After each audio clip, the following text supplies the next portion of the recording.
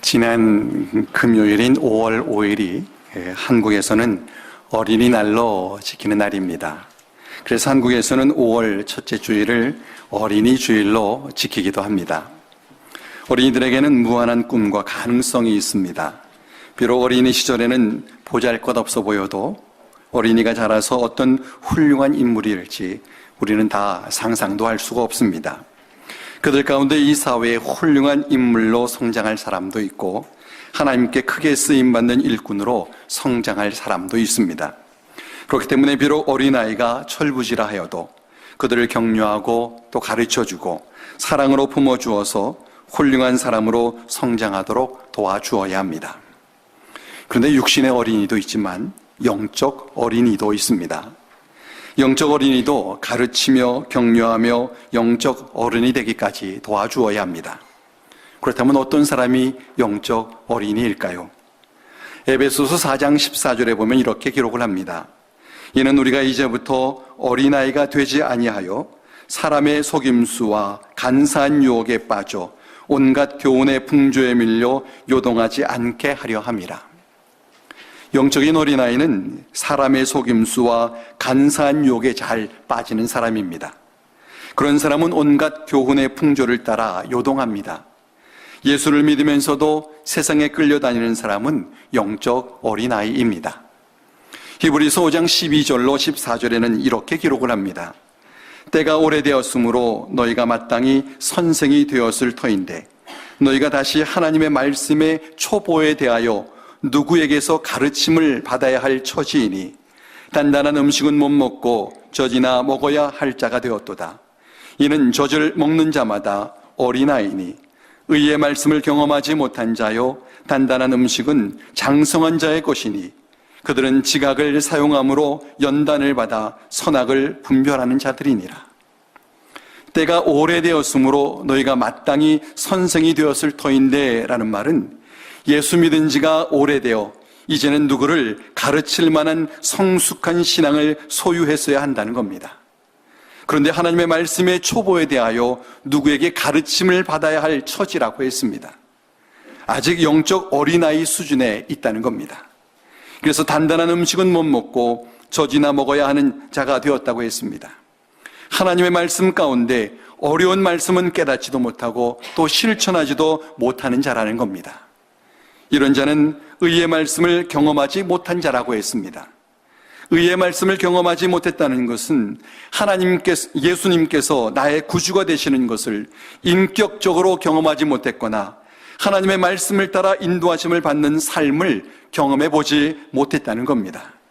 그저 교회만 왔다 갔다 할 뿐 구원의 감격도 모르고 헌신의 기쁨도 모르는 삶을 사는 그런 삶을 말합니다.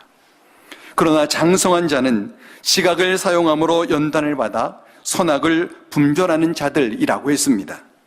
지각을 사용함으로 연단을 받는다는 것은 끊임없이 영적 훈련을 받는다는 겁니다. 그렇게 해서 영적 옳고 그름을 분별하는 삶을 살게 됩니다. 이런 자가 영적으로 성장한 어른이라는 겁니다. 그러므로 우리는 내가 영적 어른인지 아니면 아직 영적 아이인지 스스로 생각해 보아야 합니다. 혹 내게 영적 어린아이의 모습이 있다면 영적으로 성장하기 위해서 노력해야 할 것이고 혹 내게 영적 어른의 모습이 있다면 교만하지 말고 더 성숙한 자가 되기 위해서 노력해야 할 것입니다. 사도 바울은 에베소서 4장 13절에서 우리가 그리스도의 장성한 분량이 충만한 데까지 이르러야 한다라고 했습니다. 우리의 목표는 예수 그리스도입니다. 예수님을 닮기까지 성장해야 합니다. 예수님께서도 이것을 위해서 베드로를 양육하시는 것을 오늘 본문을 통해서 보게 됩니다. 베드로는 예수님의 제자들 가운데서도 다른 제자들에 비해 좀 앞섰던 제자입니다. 예수님의 말씀에 반응하는 데 있어서 다른 제자들보다 베드로가 민첩했고 예수님을 염려함에 있어서도 베드로는 다른 제자들보다 특별히 각별했습니다. 신앙 수준에 있어서도 다른 제자들보다 깊었습니다. 그래서 예수님께서 너희가 나를 누구라 하느냐라고 물으셨을 때에 베드로는 주는 그리스도시요 살아계신 하나님의 아들이십니다 라고 고백을 해서 예수님께 극찬을 받았습니다. 이처럼 베드로는 예수님의 수제자다웠습니다. 그러나 이런 베드로임에도 불구하고 그에게 영적 어린아이의 모습도 또한 있었습니다. 베드로가 신앙 고백으로 예수님께 칭찬을 받은 직후에 예수님께서 고난을 받아 죽고 부활하실 것을 말씀하시자 베드로는 주여 그리 마옵소서, 이 일이 결코 주께 미치지 않게 하겠습니다 라고 했다가 예수님께 사탄아 내 뒤로 물러가라, 너는 나를 넘어지게 하는 자로다 라는 책망을 들었습니다. 베드로에게 영적 분별력이 부족했던 겁니다. 예수님께서 감람산에서 붙잡히실 때에 베드로는 예수님을 보호하겠다고 칼을 빼어 휘둘렀다가 예수님께 칼을 쓰는 자는 칼로 망한다 라는 책망을 들었습니다. 예수님께서 자신이 잡히실 때에 제자들이 모두 흩어질 것을 말씀하시자 베드로는 모두 주를 버릴지라도 나는 결코 버리지 않겠습니다 라고 호언장담을 했습니다. 그러나 하루도 채 안 돼서 베드로는 예수님을 3번이나 부인했습니다. 이처럼 베드로가 어떤 때는 영적 어른 같다가도 또 어떤 때는 영적 어린아이 같았습니다. 오늘 본문은 그 앞의 내용을 보면은 거기서도 베드로의 영적 어린아이의 모습을 보게 됩니다. 예수님께서 부활하신 후에 베드로를 비롯한 제자들이 부활하신 예수님을 만났습니다. 그러나 예수님께서 이전처럼 제자들과 함께 하시지는 않았습니다. 이제는 제자들 스스로 자신들이 무엇을 해야 할지 결정하고 행동하게 하신 것입니다. 예수님께서 저들이 자신의 삶을 책임지는 영적 어른의 삶을 살기를 원하셨던 겁니다. 그러자 베드로가 자신은 이제 물고기 잡으러 간다라고 했습니다. 예수님의 제자로서의 사는 삶을 그만두고 옛 생활로 돌아가겠다고 한 것입니다.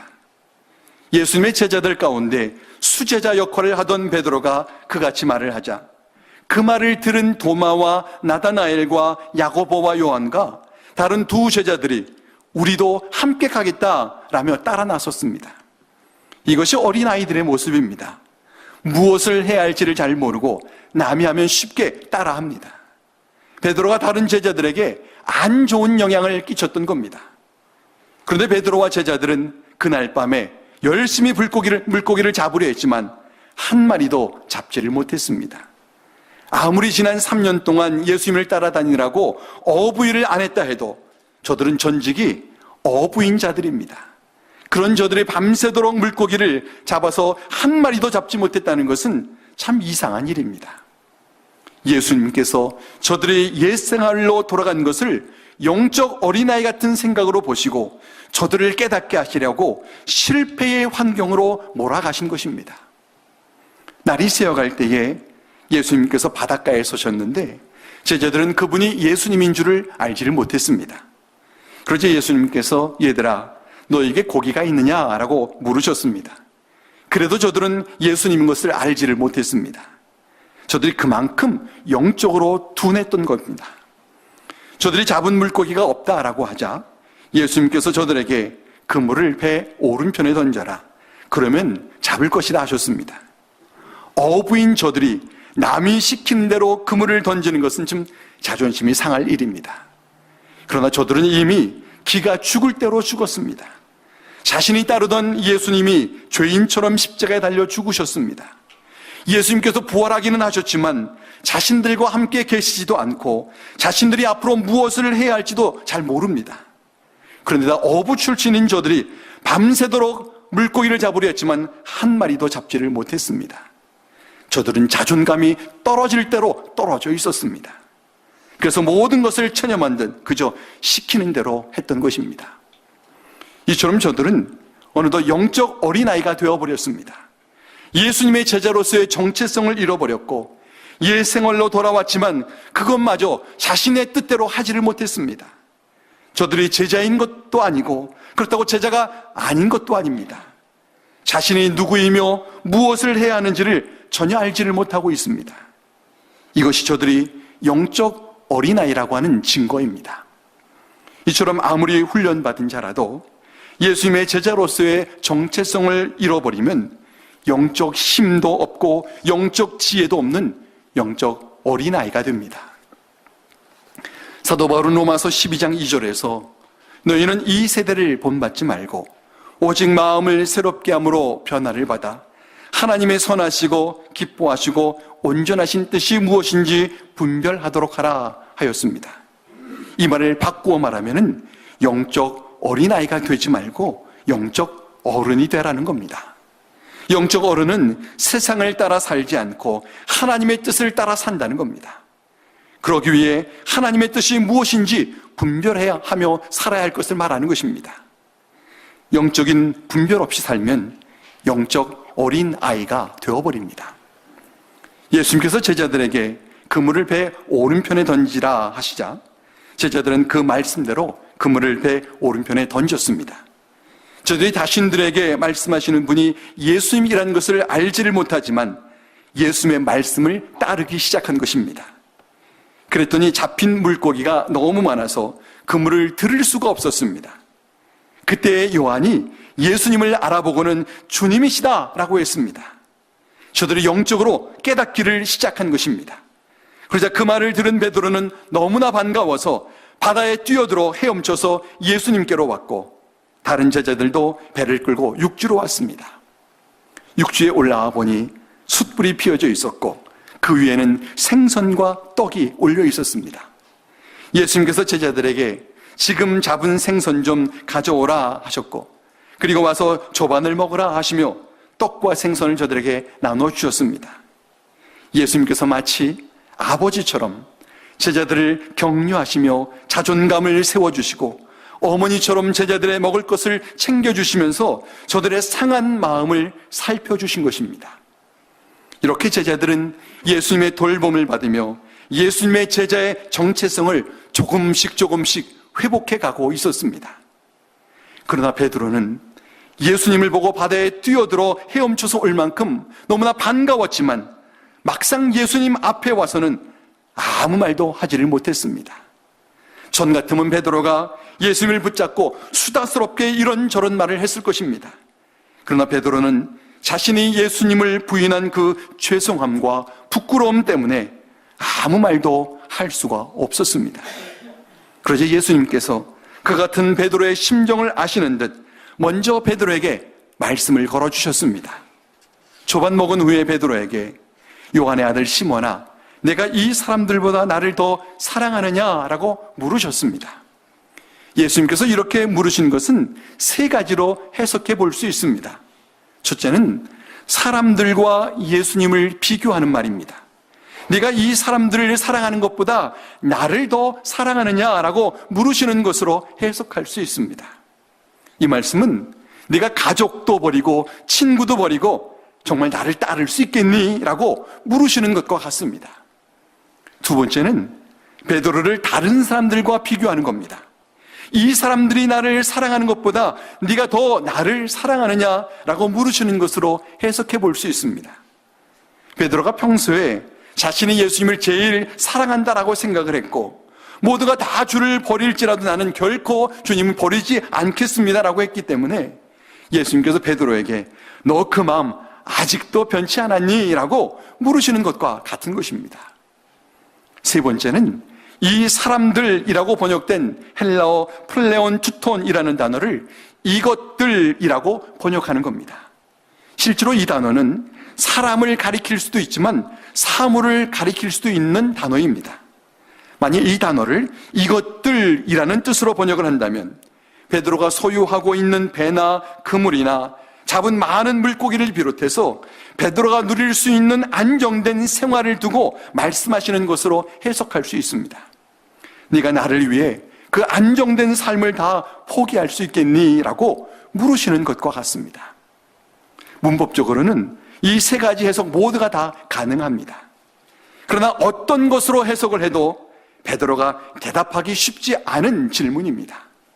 왜냐하면 베드로에게는 예수님을 부인한 전과가 있기 때문입니다. 베드로는 예수님을 부인했기 때문에 내가 이 사람들보다 주님을 더 사랑합니다 라고 말할 수 없습니다. 베드로는 이 사람들이 주님을 사랑하는 것보다 내가 더 사랑합니다 라고도 말할 수 없습니다. 이 사람들은 부인하지 않은 사람들이지만 베드로는 예수님을 부인한 사람이기 때문입니다. 베드로는 내가 이것들보다 주님을 더 사랑합니다라고도 대답할 수가 없습니다. 왜냐하면 그는 자신의 목숨을 잃는 것이 두려워서 예수님을 부인했기 때문입니다. 철이 든 사람이라면, 정말 베드로가 철이 들었다면 그는 유구무원이어야 했을 것입니다. 불과 얼마 전에 예수님을 부인한 베드로는 입이 10개라도 사실 할 말이 없습니다. 그런데 베드로는 뻔뻔하게도 주님, 그러하나이다. 내가 주님을 사랑하는 줄 주님께서 아시나이다 라고 철없는 아이처럼 대답을 했습니다. 베드로가 염치가 있다면 예수님을 사랑해도 차마 그렇다라고 말할 수 없었을 것입니다. 베드로가 영적 어린아이의 모습을 버리지를 못한 겁니다.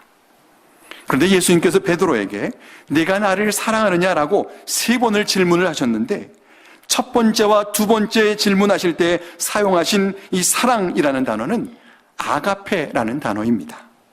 아가페라는 단어는 하나님의 사랑을 가리키는 말이거나, 이 단어가 사람에게 쓰여질 때는 조건 없는 사랑을 가리키는 말입니다. 그러니까 예수님께서 내가 어떤 상황에서도 변치 않고 나를 사랑하느냐라고 물으신 것입니다. 그러나 베드로가 내가 주를 사랑합니다라고 대답할 때 사용한 이 사랑이라는 단어는 친구 간의 우정을 뜻하는 필레오라고 하는 단어입니다. 필레오는 조건적인 사랑이고 변할 수 있는 사랑입니다. 예수님께서 첫 번째뿐만 아니라 두 번째에도 아가페라는 단어로 물으셨는데, 베드로가 필레오라고 하는 단어로 대답했다는 것은 그가 예수님을 부인한 것 때문에 차마 제가 어떤 상황에서도 변함없이 주님을 사랑합니다라고 말할 수가 없었던 겁니다. 베드로가 영적 어린아이긴 해도 일만의 양심은 있었던 겁니다. 그래서 예수님께서 그런 베드로의 심정을 이해하기라도 하신 듯 3번째로 내가 나를 사랑하느냐라고 물으실 때에는 예수님도 필레오라는 단어를 사용하셨습니다. 마치 부모가 어린 자녀의 수준에 맞춰서 어린 자녀의 언어와 어린 자녀의 말투로 이야기하듯 예수님께서 베드로가 대답할 수 있는 수준에 맞추어 그에게 물어주신 것입니다. 그러자 베드로는 예수님의 마음을 알기라도 한 듯 근심하며 말하기를, 주님, 모든 것을 아시오매 내가 주님을 사랑하는 줄을 주님께서 아시나이다 라고 대답을 했습니다. 베드로가 예수님과 대화하면서 조금씩 분별력이 생기고 그 마음이 조금씩 성숙을 향하여 움직이고 있는 것을 알 수 있습니다. 그러나 베드로가 예수님께 말한 이 사랑의 고백은 아직 성숙한 고백이라고 말할 수는 없습니다. 그의 고백은 아직은 영적 어린아이의 수준입니다. 그런데도 예수님께서는 베드로로 하여금 예수님께 사랑의 고백을 하도록 하셨다는 겁니다. 한 번도 아니고 3번이나 반복적으로 예수님께 대하여 사랑의 고백을 하게 하셨습니다. 베드로가 아직도 영적 어린아이와 같다는 것은 그가 그 다음에 한 말을 보아도 알 수 있습니다. 베드로가 예수님께 내가 주님을 사랑합니다 라고 3번을 고백하자 3번째에는 예수님께서 베드로에게 네가 젊어서는 스스로 띠띠고 원하는 곳으로 다녔거니와 늙어서는 네 팔을 벌리리니 남이 내게 띠띠우고 원하지 아니하는 곳으로 데려가리라 하면서 그가 어떤 죽음으로 죽을 것을 말씀을 하셨습니다. 그리고는 나를 따르라 하셨습니다. 그런데 그때 그 말을 듣고 요한이 예수님을 따르자 베드로는 요한은 어떻게 되겠습니까? 라고 물었습니다. 본문은 요한에 대하여 수식하기를 만찬석에서 예수의 품에 의지하여 주님을 파는 자가 누구오니까? 라고 묻던 자라고 표현을 하고 있습니다. 또 요한복음 21장 7절에 보면은 요한을 예수께서 사랑하시는 그 제자라고 했습니다. 요한은 예수님께 좀 각별했던 제자입니다. 늘 예수님의 옆자리에 있었고 예수님께 사랑을 표현하고 예수님의 사랑을 받으려고 했던 제자입니다. 베드로도 그것을 잘 알고 있었습니다.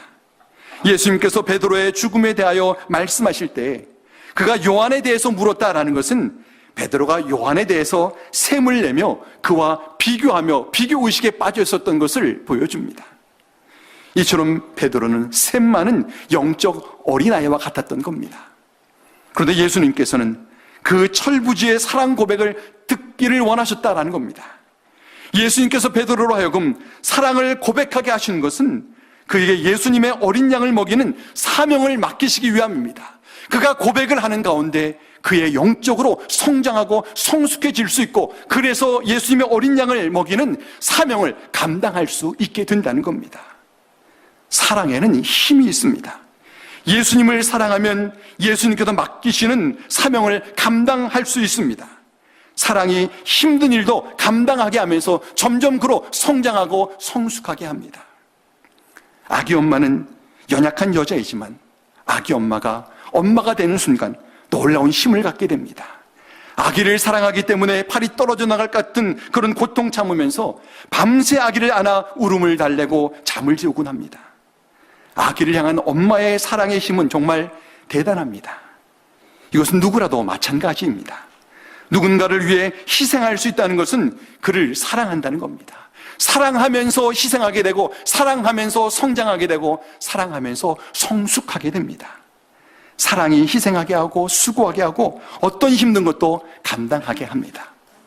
그래서 예수님께서는 아직 철부지 같은 이 베드로의 사랑 고백을 듣고자 하신 것입니다. 예수님을 사랑한다면 앞으로 더 어려운 일도 감당할 수 있다는 겁니다. 예수님의 양을 돌보는 것은 물론이고 장차 순교의 자리까지도 이룰 수 있음을 말씀하시는 것입니다. 이처럼 사랑의 대상을 위해 희생하게 하고, 사랑이 사명을 감당하게 하고 우리로 성장하게 합니다.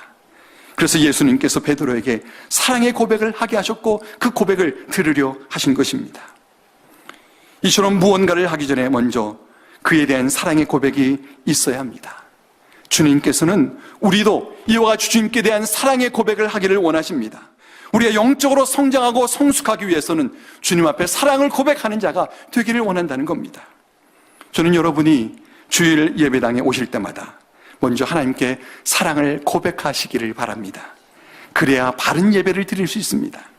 여러분이 봉사하실 때마다 먼저 주님께 사랑을 고백하시기를 바랍니다. 그래야 봉사하다가 시험 받지 않습니다. 여러분이 성도들과 친교할 때에도 서로 간의 사랑을 고백하시기를 바랍니다. 사랑의 고백이 없으면 서로 간에 위에서 하는 말임에도 불구하고 그 말에 상처를 받곤 합니다. 부부 간에도 사랑을 고백하십시오. 그래야 쓸데없는 신경전으로 에너지와 시간을 낭비하지 않습니다. 자녀들에게도 사랑을 고백하십시오. 자녀들이 귓등으로도 안 듣는 것 같아 보여도 평소에 들었던 부모의 사랑의 고백이 자녀의 위기의 순간에 그를 붙잡아 주곤 합니다. 비록 철부지라도 사랑을 고백하는 마음은 진실하고, 역물지 않은 사랑이라도 고백하면서 사랑이 성숙하고 성장하게 됩니다. 저는 우리 안에 사랑의 고백이 풍성하기를 바랍니다. 비록 부족하고 미숙해도, 행동이 사랑의 고백을 따라가 주지 못해도 사랑을 고백하면서 마음의 담이 무너지고 서로가 성숙해지고, 그리고 주님을 더욱더 사랑하게 될 것입니다. 어제가 저희 아들 30번째 생일이었습니다. 저희 아들이 지금까지는 생일이 되면은 선물 받는 것만 생각을 했는데, 엄마가 아프고 또 자신이 30번째 생일을 맞이하게 되자 처음으로 엄마와 아빠에게 자신의 생일 감사 카드를 주었습니다. 아들의 프라이버시가 있기 때문에 내용을 다 공개할 수는 없지만 그 카드의 일부분을 제가 좀 공개하려고 합니다. 엄마, 아빠, 저를 낳아주시고 지난 30년 동안 참고 기다려줘서 고마워요. 고마워요가 아니라 와요라고 썼습니다. 지금까지 그랬듯이 나는 앞으로 30년도 엄마가 필요해요. 필요해도 필요가 아니라 필요해요. 이렇게 썼어요. 그러니 암을 이기고 30년을 건강하게 살자요. 이 살자라고 하면은 존댓말이 안 되니까 거기다 요자만 붙여가지고 존댓말을 만들었어요. 철자도 틀리고 어눌하기도 하지만 그 속에 사랑의 고백이 담겨져 있어서 저희 내외는 그 카드를 보면서 울었습니다. 어쩌면 주님께 대한 우리의 사랑도, 사랑의 고백도 그럴 것입니다. 우리는 주님께 사랑을 고백해도 그 사랑을 지키지 못할 수도 있습니다. 주님을 실망시키고 철없이 구는 그런 때도 있을 것입니다. 그러나 우리 자녀의 사랑 고백이 온전히 지켜지지 못해도 그렇게 고백하는 마음이 너무 예뻐서 우리가 감동하듯이 우리의 부족함을 아시는 주님께서 사랑을 고백하는 우리를 기뻐하시며 우리를 성장하도록, 더 성숙하도록 도와주실 것입니다. 그러므로 우리가 매일 주님께 사랑을 고백하기를 바랍니다. 아침에 눈을 뜨면 마치 주님께 네가 나를 사랑하느냐라는 질문을 받은 것처럼 주님, 내가 주님을 사랑합니다 라고 고백하며 하루를 시작하면 어떨까요? 하루를 지내면서도 수시로 주님, 내가 주님을 사랑합니다 라고 고백한다면 어떨까요? 특별히 힘들고 어려운 일이 우리의 마음을 무겁게 할 때 주님, 그럼에도 불구하고 내가 주님을 사랑합니다 라고 고백하시면 어떻겠습니까? 그러는 가운데 주님께 대한 우리의 사랑은 더욱 성숙하게 성장할 것입니다. 매일 매 순간 주님께 사랑을 고백하며 사는 우리 모두가 되기를 주의 이름으로 간절히 축원합니다. 기도하겠습니다. 사랑이 많으신 하나님 아버지, 오랜 세월 동안 신앙생활을 해도 영적 어린아이로 제자리 걸음하는 우리들이지만 영적으로 성장해야 할 것을 다시 한번 교훈해 주셔서 감사합니다. 비록 영적 철부지의 삶을 살고 있지만 주님께 진심으로 사랑을 고백하여서 영적으로 성장하고 또 성숙해지는 우리 모두가 되게 하여 주옵소서. 예수님의 이름으로 간절히 기도하옵나이다. 아멘.